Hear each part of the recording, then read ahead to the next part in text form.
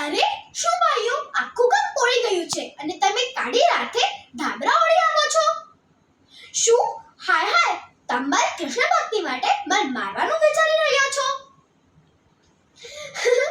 હવે સમજી, મન લાગે કે કાનાજી તો મોકલાયું છે જેથી હું તમારા મનમાં ભય ઉતારી દઉં.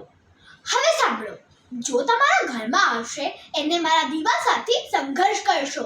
દીવો ઓલવાઈ ગયો તો અંધારું પથરાશે.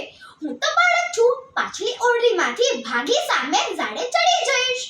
પર ઘરના કાળઝાડમાં અંધારા હશે અને તમે ભૂખ્યા જાનવર તમારું શું હાલ કરશે?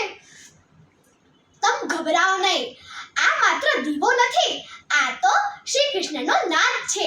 જો દમ ખાય તો આખું ઘર જલજલ થઈ જશે અને તમે મારી સાથે એનો ભોગ બનશો. હા હા, તમે તો બળવાન લાગો છો અને પણ મારા દિલમાં તો કાન્હા છે અને એ મને કહે છે કે ભય બહારથી નથી, ભય તો અમારા મનમાં જન્મે છે. હવે હિંમત રાખજો અને ઉમરો ઓળંગો પણ યાદ રાખજો.